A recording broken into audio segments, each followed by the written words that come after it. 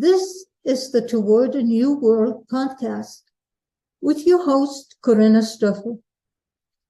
As a space for all things regarding the global, collective transition we are in, we have conversations about transition, separation, and connection regarding oneself, others, and the earth. The aim is to educate, empower, and inspire. Welcome to today's edition of Toward a New World, where I want to talk about wisdom and vision. I had a pretty contemplative weekend, and among the contemplation over the weekend was actually watching a Netflix series on Robert Kennedy. It was news clips, film clips stitched together by narration of people who were in the environment of Robert Kennedy and impacted his life journey from, it started with him being in the Justice Department through his assassination. And it brought up a lot of memories because I remember what I felt, how I felt when I heard in Germany, where I was living, about his assassination. And there was one segment in that whole series that really caught my attention. And so I went back to transcribe that short piece. On April 4th, 1968, Robert Kennedy, on a campaign stop, was told about the assassination of Martin Luther King that day. And he ended up saying just that. What we need in the United States is not division. What we need in the United States is not hatred. What we need in the United States is not violence and lawlessness, but is love and wisdom and compassion towards one another and a feeling of justice towards those who still suffer within our country, whether they be white or black. Let that sink in for a moment. What really struck me is that people that got interviewed and participated in that segment, and I also caught it in the film clips. People said that they were very impacted by the fact that Kennedy cared, that they mattered as a person. It was a theme throughout his campaign. And there was another piece that touched me deeply. You are here on earth to make some kind of contribution. Are we as individuals looking at our lives and the way that each one can be and actually is a contribution, no matter who we are? I mean, we have the tendency to say, okay, this is a big person, that's a politician, that's a CEO. They are the ones that make the contribution, but what can I, as a measly person, do? You know, the image that came for me is, what contribution are the eagle and the bee? We both need them in nature. Nature does not differentiate. And as I've said before in other segments, when I'm stumped with something or when something comes up for me, I often tend to look at nature and how does it work in nature? In nature, not everybody is a leader. Yes, a herd has the lead animal, but there are the rest. And without the rest, there wouldn't be a lead animal, but it also requires the rest to do whatever their job is to do in the natural environment. Nature really appreciates diversity. Not everybody can be a leader. And what if every one of us is actually a leader? And maybe just in a small way, is a leader in the way of doing a repair job, in the way of befriending another person. I read today in an online app that someone noticed a homeless person mowing a lawn, and then the person mowed his lawn sometime later. And he started to strike up a conversation and even take him out for lunch. That is being a leader. That is caring. That is stepping beyond our, oh, I have to stay away. This is a homeless person. That could be dangerous. And that is exactly what Robert Kennedy did. He connected with the people. He cared about the people. And what also struck me over the arc of the years to see the points of view and beliefs he had as a result of where he grew up, how he grew up, the world he was living in, and how those beliefs and points of view changed over the years.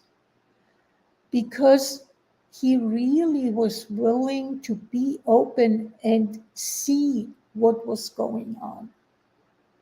How much do we have fixed belief systems? How much are we following the party line? And with that, I don't necessarily mean just the political parties, but the party line could be a family party line or a circle of friends or the town we're living in. How much are we willing to be open, to be flexible, to let go of beliefs and change them and adapt them as we learn more?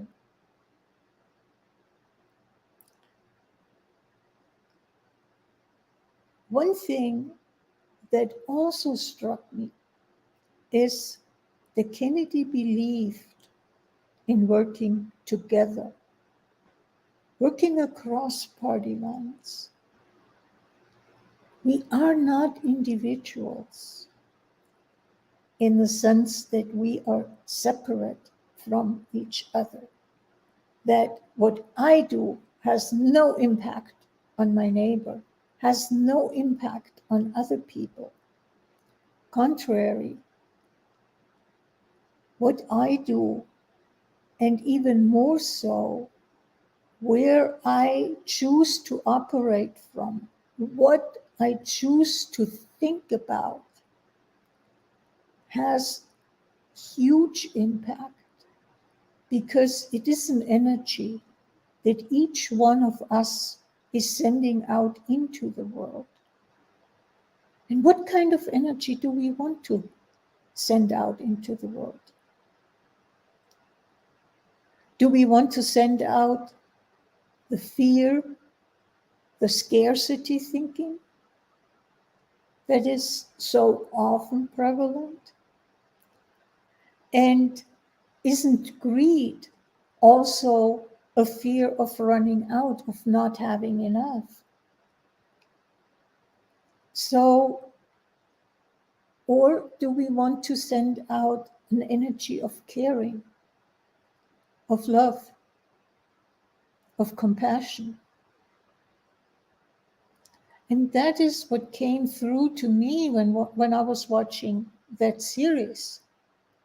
The amount of care that was represented by Kennedy.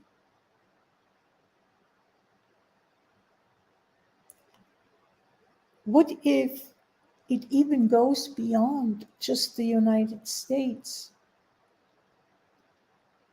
The world has shrunk in those 55, 60 years. The world has, what I say, become a village, not a huge globe where we are far apart and we don't influence each other. What is going on in one country has repercussions and ripple effects throughout the globe. And if we haven't gotten that as a result of the pandemic, then I'm wondering under which rock was that person. In the meantime, we affect each other so much. So, what I would like to do right now is to read that segment that I transcribed with a slight variation. I'm making some changes to it in a way to adapt it to today's world, adapt it to the fact that now, 55 years after his assassination, we are again in a transition and we're crying out for a leader. And this time, it may almost be not so much about a president in one country, but somebody more like the Dalai Lama, who can be a thought leader for the world that can inspire us. So I want you to sit back, close your eyes, and really take that in. What we need in the world is not division. What we need in the world is not hatred. What we need in the world is not violence, but it is love and wisdom and compassion towards one another, and a feeling of justice towards all.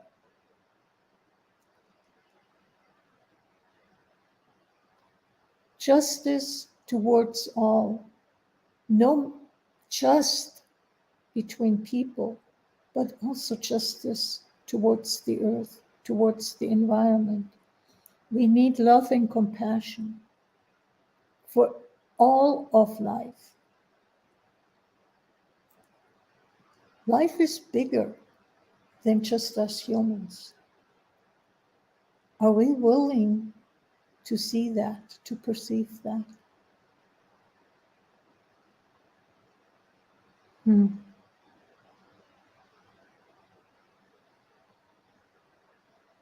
With today's transition, with the fact that, so as Buckminster Fuller said 50 years ago, I mean, it's amazing how much I'm running into the 60s and 70s lately. But Buckminster Fuller predicted that 50 years from now, the institutions that were created by people will no longer work. I think we are at that point. We can see that institutions are no longer working, that something has shifted in the way that we look at the world. And I almost want to say in the 60s and maybe in the 70s, there was a certain amount of innocence in the way we looked at the world, even if the world was way more localized. But today, it is so much based on fear that I may not have enough. How much more money can I squeeze out of the environment? How much more money can I squeeze out of uh, the healthcare system, out of the farming system, out of, even the legal system? How much have we privatized prisons? Privatized prison is a money machine for whoever owns the prison. How deeply are we willing to look? And how much are we willing to ask ourselves questions? How is this working?